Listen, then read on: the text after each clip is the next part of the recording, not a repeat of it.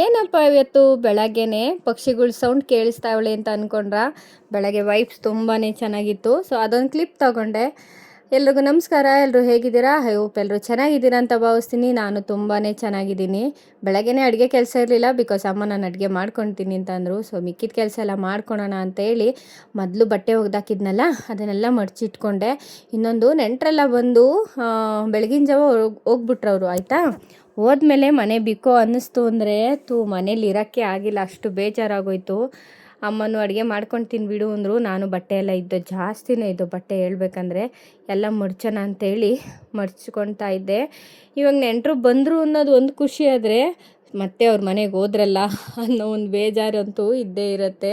So ಮಕ್ಕಳು sound ಇತ್ತು, ದೊಡ್ಡವ್ರದ್ದು ಹೆಂಗನ ಇರಲಿ, ಮಕ್ಕಳು ಸೌಂಡು ತುಂಬಾ ಇತ್ತು. ನಾವು ಕಸಿನ್ಸ್ ಎಲ್ಲ ಸೇರೋದೇ ರೇರು, ಅಂದರೆ ಎಲ್ಲರೂ ಸೇರಿರಲಿಲ್ಲ, ಒಂದಿಬ್ಬರು ಇದ್ರೂ ಸೇರೋದೇ ರೇರು, ಆಯಿತಾ. ಸೇರಿದಾಗ ಅದೇ ಒಂದು ಹ್ಯಾಪಿ ಮೂಮೆಂಟ್ ಕ್ರಿಯೇಟ್ ಆಗಿರುತ್ತೆ. ಮತ್ತು ಅದು ಹೋದಾಗ ಸೊ ಬೇಜಾರಾಗೇ ಆಗುತ್ತೆ ಆಬ್ವಿಯಸ್ಲಿ. ಮನೆಯೆಲ್ಲ ಬಿಕೋ ಅಂತಾಯಿತು. ನನ್ನ ಮಗನೂ ಹಂಗೆ ಅಂತಿದ್ದ, ತನು ಇಲ್ಲ, ರಿಷಿಕಾ ಇಲ್ಲ, ನಂದು ಇಲ್ಲ ಅಂತಿದ್ದ. ಸೊ ನಡೀತಾಯಿತ್ತು. ಸೊ ಅವ್ರ ಮನೆಗೆ ಹೋಗಬೇಕು, ನಮ್ಮ ಮನೇಲಿ ಇರಬೇಕು. ಸೊ ಹಂಗಾಗಿ ಕೆಲಸಗಳ್ನ ಮಾಡಿಕೊಂಡು ಬೆಳಗ್ಗೆನೇ ಬಟ್ಟೆ ಮಡ್ಚ್ಕೊತಾ ಇದ್ದೀನಿ. ಇನ್ನು ಚಿನ್ಮೆ ಎಲ್ಲ ಮಲಗಿದ್ದ, ಅವ್ರು ಬೆಳಗಿನ ಜಾವನೇ ಹೋದ್ರಲ್ವಾ. ಸೊ ಇವನು ಮಲಿಕೊಂಡಿದ್ದ. ನಮ್ಮ ಚಿಕ್ಕದು ಬಂದು ಮುದ್ದು ಮಾಡಿಸ್ತಾಯಿತ್ತು. ಅದು ನಿದ್ಗಣ್ಣಲ್ಲೇ ಬಂದಿತ್ತು ಅನಿಸುತ್ತೆ. ಆಟ ಆಡಿಕೊಂಡು ಬಂತು. ನಾನಿನ್ನೂ ಮಾತಾಡ್ಸಿರ್ಲಿಲ್ಲ, ಅದಕ್ಕೂ ಮಕ್ಕ ಊದಿಸ್ಕೊಂಡಿದ್ದ. ಸೊ ಮಾತಾಡಿಸಿ ನಾನು ಮನೆ ಕೆಲಸಕ್ಕೆ ಬಂದೆ. ಮನೆ ತುಂಬಾ ಬೇಜಾರು. ಇನ್ನೊಂದು ಚಿನ್ಮಯಿ ಸ್ವಲ್ಪ ಆಟ ಮಾಡ್ತಿದ್ದ ಬೆಳಗ್ಗೆನೆ, ಅವನಿಗೆ ಸ್ವಲ್ಪ ಗದರಿಸ್ಕೊಂಡೆ. ಜಾಸ್ತಿ ಮಾತಾಡಿದ್ರು ಒಂದೆರಡು ಪೆಟ್ಟು ಬಿದ್ದಿರೋದು. ಅಲ್ಲಿಗಲ್ಲಿಗೆ ಸುಮ್ಮನೆ ಆಯಿತು. ಮನೆ ಕೆಲಸ ಏನು ಮಾಡ್ಕೊಂಡಿರಲಿಲ್ಲ, ಬೇಜಾರು. ಹಾಗಾಗಿ ಅಡುಗೆ ನಾನು ಮಾಡಲ್ಲ, ಅಡುಗೆ ನೀನೇ ಮಾಡ್ಕೊಳ್ಳಮ್ಮ ಅಂತ ಹೇಳಿದೆ. ಸರಿ ನಾನು ಮಾಡ್ಕೊತೀನಿ ಅಡುಗೆನ, ನೀನು ತಲೆ ಕೆಡಿಸ್ಕೊಬೇಡ, ಮಿಕ್ಕಿದ ಕೆಲಸ ಎಲ್ಲ ಮಾಡ್ಕೊ ಅಂತ ಹೇಳ್ತು. ಪಾತ್ರೆ ಎಲ್ಲ ತೊಳ್ಕೊಂಡು ಬಿಡೋಣ ಅಂತೇಳಿ ತೊಳ್ಕೊಂಡೆ. ನೀವು ಪ್ರೀವಿಯಸ್ ವ್ಲಾಗ್ ನೋಡಿರ್ತೀರ ಅನಿಸುತ್ತೆ, ಹಲಸಿನ್ಕಾಯಿ ಕಬಾಬೆಲ್ಲ ಮಾಡಿದ್ವಲ್ಲ, ಪಾತ್ರೆ ಜಾಸ್ತಿ ಇತ್ತು, ಆಯಿತಾ. ಎಲ್ಲನೂ ತೊಳೆದಿಟ್ಕೊಂಬಿಡೋಣ ಅಂತೇಳಿ ನೈಟ್ ತೊಳಿಲಿಲ್ಲ ನಾನು, ಬೆಳಗ್ಗೆ ತೊಳ್ಕೊಳೋಣ ಅಂತೇಳಿ ತೊಳೆದಿಟ್ಕೊಂಡೆ.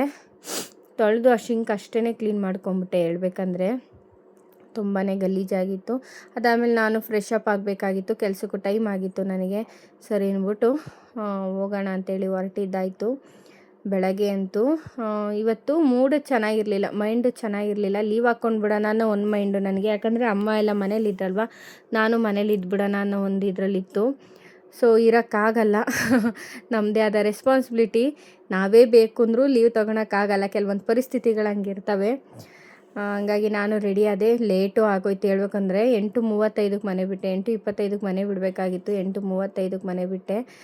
ನನ್ನ ಬ್ಲೇಸರಲ್ಲಿ ಹೋಗಿ ಚೇಂಜ್ ಮಾಡ್ಕೊಳಕ್ಕಾಗಲ್ಲ ಅಂತೇಳಿ ಇಲ್ಲೇ ಹಾಕ್ಕೊಂಡು ಹೊಂಟೋದೆ, ಯಾಕಂದರೆ ತುಂಬಾ ಟೈಮ್ ಆಗಿತ್ತು. ಹೋಗೋದು ಬೇಡ ಅಂದ್ಕೊಂಡು ಸುಮ್ಮನಿದ್ದೆ. ಸೊ ಹೋಗೋಣ ಬೇಡಣ ಅನ್ನೋ ಥರನೇ ಇತ್ತು, ಮೈಂಡ್ ಕನ್ಫ್ಯೂಸ್ ಆಗಿತ್ತು. ಸರಿ ಹೋಗೋಣ ಬಿಡು ಅಂತೇಳಿ 35-40 ಆಗಿತ್ತು ಅನಿಸುತ್ತೆ ಮನೆ ಬಿಟ್ಟಾಗಲೇ. ಲೇಟಾಗಿತ್ತು, ತುಂಬ ಅಂದರೆ ತುಂಬಾ ಲೇಟಾಗಿತ್ತು ಹೇಳ್ಬೇಕಂದ್ರೆ. ಸರಿ ಆಯಿತು ಅಂತೇಳಿ ಹೊರಟಿದ್ದಾಯಿತು. ಸೊ ಮನೆಗೆ ಕೆಲಸ ಮುಗಿಸ್ಕೊಂಡು ಮನೆಗೆ ಬಂದೆ. ನೀವು ವಿಡಿಯೋದಲ್ಲಿ ನೋಡಿ ಬರೀ ವಾಯ್ಸ್ ಓವರ್ ಕೊಟ್ಟೆ. ಇವಾಗ ನಿಮ್ಮ ಜೊತೆ ಮಾತಾಡೋಣ ಅಂತ ಬಂದಿದ್ದಾಯಿತು. ಸೊ ಕೆಲಸದಿಂದ ಬಂದೆ, ಆಯಿತಾ. ಟೀ ಕುಂತಿದ್ದೆ. ಸೊ ಅಮ್ಮ ಇವಾಗ ಗಿಣ್ಣು ಮಾಡ್ತಾ ಐತೆ. ನಾಟಿ ಹಸಿಂದು ಹಾಲು ಕೊಟ್ಟಿತ್ತು ನಮ್ಮ ದೊಡ್ಡಮ್ಮ. ಸೊ ಹಂಗಾಗಿ ಗಿಣ್ಣು ಮಾಡೋಣ ಅಂತ ಮಾಡ್ತಾಯಿದ್ದೆ. ಗಿಣ್ಣು ತಿಂದೇ ಇರಲಿಲ್ಲ ನಾವು. ಅಲ್ಲೇ 1 ವರ್ಷ ಆಗಿತ್ತು ನಮ್ಮ ಗಿಣ್ಣು ತಿಂದು. ಈಗ 1 ವರ್ಷ ಆಗಿತ್ತು ಗಿಣ್ಣು ತಿಂದು. ಸೀಮೆ ಹಸಿನ ತಿಂದಿದ್ದು, ನಾಟಿ ಹಸಿನ ಗಿಣ್ಣು, ಸೀಮೆ ಹಸಿಂದು ಹಾಲಿನ ಗಿಣ್ಣು ತಿಂದಿದ್ದು, ತಿಂದಿರಲಿಲ್ಲ. ಯಾಕೆಂದರೆ ಇವಾಗ ನಾಟಿ ಹಸುಗಳ್ನ ಹುಡುಕ್ಬೇಕು. ಹಂಗಾಗಿ ಡೈರಿಗೆ ಹಾಲು ಹಾಕ್ತಾರಲ್ವ, ಆ ಪರ್ಪಸ್ಗಾದ್ರೂ ಸೀಮೆ ಹಸುಗಳು ಮಡಿಕೊಂಬಿಟ್ಟಿರ್ತಾರೆ ಕ್ರಾಸ್ಗಳನ್ನ. ಸೊ ನಾಟಿ ಹಸುಗಳು ಸಿಗಲ್ಲ, ಗಿಣ್ಣು ತಿಂದಿರಲಿಲ್ಲ. ಸೊ ಅನ್ಎಕ್ಸ್ಪೆಕ್ಟೆಡ್ಡು ಗಿಣ್ಣಲ್ಲಿ ಮಾಡ್ತಾ ಆಯ್ತು ಅಮ್ಮ ಗಿಣ್ಣ. ಇವಾಗ ಸ್ವಲ್ಪ ಹಾಲನ್ನ ಬೆಲ್ಲ ಹಾಕಿ ಕುದಿಸ್ಕೊಂಡ್ರೆ ಅದು ಒಡಿಬೇಕು, ಕೆಂಪಾಳ ಹಾಲು ಕಾಯಿಸ್ಬೇಕು ಮಾಡೋದು ಎಲ್ರಿಗೂ. ಸೊ ನಾವು ಹಿಂಗೆ ಮಾಡೋದು, ಕೆಂಪಾಳ ಹಾಲು ಕಾಯಿಸ್ತೀವಿ ಬೆಲ್ಲ ಹಾಕ್ಬಿಟ್ಟು. ಸೊ ಅದು ಒಡಿಬೇಕು ಹಾಲು. ಆ ಥರ ಕಾಯಿಸಿದ್ರೆ ಗಿಣ್ಣು ತುಂಬ ಅಂದರೆ ತುಂಬ ಚೆನ್ನಾಗಾಗುತ್ತೆ. ಸೊ ಅಮ್ಮ ಗಿಣ್ಣು ಮಾಡ್ತೈತೆ, ಅಡುಗೆ ಏನು ಮಾಡೋಂಗಿಲ್ಲ ಸದ್ಯಕ್ಕೆ ಹೇಳ್ಬೇಕಂದ್ರೆ. ಸಾಂಬಾರು ಬೆಳಗ್ಗೆನೇ ಮಾಡಿಟ್ಬಿಟ್ಟು ಹೋಗಿದ್ದೀವಿ. ಅಮ್ಮನ ಇವತ್ತು ಅಡುಗೆ ಮಾಡಿದರು. ಸೊ ಬೆಳಗ್ಗೆನೇ ಅನ್ನ ಸಾಂಬಾರು ಆಗಿರೋದ್ರಿಂದ ಸೊ ಇದು ಗಿಣ್ಣೊಂದು ಮಾಡಿಬಿಡೋಣ ಅಂತೇಳಿ ಮಾಡ್ಕೊತಾ ಇದ್ದೀವಿ. ಅಮ್ಮನೂ ಮಾಡ್ತಾಯಿದ್ದೆ ಗಿಣ್ಣು. ಇವರು ಈ ಗಲಾಟಿ ಇವೆರಡು ಬಂದು ಏನು ಮಾಡ್ತಿದ್ಯಾ ನವಿ? ಆಟ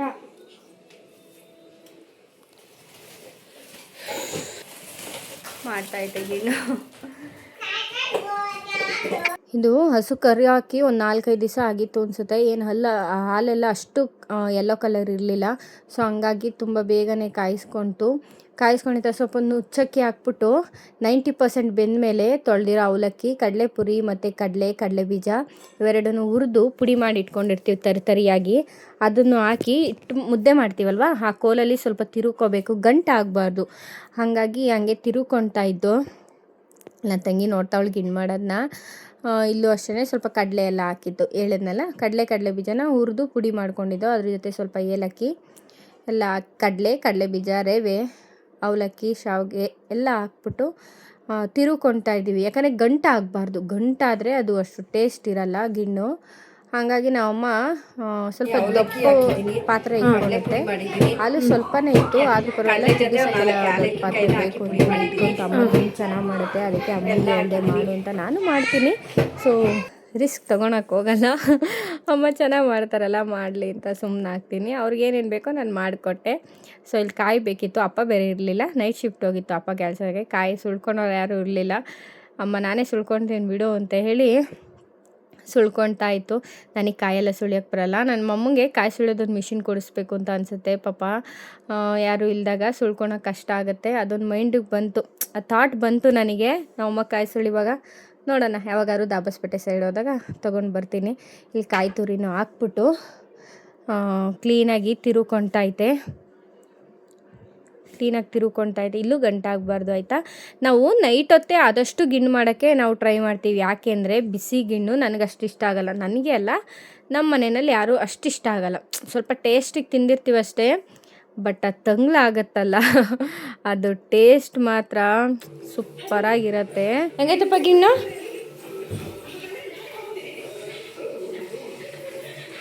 ಬಿಸಿ ಅಲ್ಲ?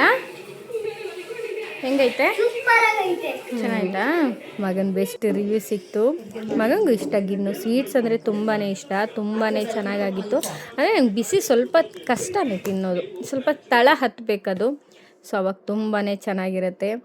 ಸೊ ಇಲ್ಲಿನೂ ಗಿಣ್ಣೆಲ್ಲ ಆಗಿತ್ತು, ಅಡುಗೆ ಎಲ್ಲ ಆಗಿತ್ತಲ್ಲ. ಸ್ವಲ್ಪ ಊಟ ಮಾಡಿಕೊಂಡು ಮಲ್ಕೊಳ್ಳೋಣ ಅಂಥೇಳಿ ಮಕ್ಳು ಗಲಾಟೆಗೆ ಆಟ ಎಲ್ಲ ಆಡಿ ನಿದ್ದೆ ಮಾಡಿರಲಿಲ್ಲ. ಸೊ ಬೇಗ ಮಲ್ಕೊಂಬಿಡೋಣ ಅಂತ ಆಯಿಲ್ ಅಪ್ಲೈ ಮಾಡೋಣ ತಲೆಗೆ, ಆಮೇಲೆ ಮಲ್ಕೊಳ್ಳೋಣ ಅಂಥೇಳಿ ಮಲ್ಕೊಳ್ತಾ ಇದ್ದೀನಿ. ಓವರ್ ನೈಟ್ ಆಯಿಲ್ ಅಪ್ಲೈ ಮಾಡಿದ್ರೆ ಬೆಟರು, ನನಗೆ ಸ್ಕ್ಯಾಲ್ಪಿಗೆ ಬೆಟರು ಅಂತ ಅನಿಸುತ್ತೆ. ಕಣ್ಣುರಿ ಜಾಸ್ತಿ ಆಗಿಬಿಟ್ಟಿತ್ತು, ನಿದ್ದೆ ಬೇರೆ ಇರಲಿಲ್ವಲ್ಲ. ಸ್ವಲ್ಪ ಕಣ್ಣು ತಂಪಾಗುತ್ತೆ ಅಂದ್ಬಿಟ್ಟು ಹರಳೆಣ್ಣೆ ಹಚ್ಕೊಂಡೆ ಇವತ್ತು. ಸೊ ಥರ ಚೆನ್ನಾಗಿತ್ತು ಇವತ್ತಿನ ಡೇ, ಸಿಂಪಲ್ಲಾಗಿತ್ತು. ಸೊ ನಿಮಗೆಲ್ಲ ಇಷ್ಟ ಆಗುತ್ತೆ ಅಂದ್ಕೊಂಡಿದ್ದೀನಿ. ಇದಾಗಿತ್ತು ಇವತ್ತಿನ ವ್ಲಾಗ್. ಈ ವ್ಲಾಗ್ ಏನಾದರೂ ಇಷ್ಟ ಆದರೆ ಪ್ಲೀಸ್ ಲೈಕ್ ಮಾಡಿ, ಶೇರ್ ಮಾಡಿ, ಫ್ರೆಂಡ್ಸ್ ಆ್ಯಂಡ್ ಫ್ಯಾಮಿಲಿ ಗ್ರೂಪ್ಗೆ ಶೇರ್ ಮಾಡಿ ಅಂತ ಹೇಳ್ತಾ thank you for watching. Video ಇಷ್ಟ ಆಗ್ತಾಯಿದ್ರೆ ಪ್ಲೀಸ್ ಲೈಕ್ ಮಾಡಿ. ಬಾಯ್.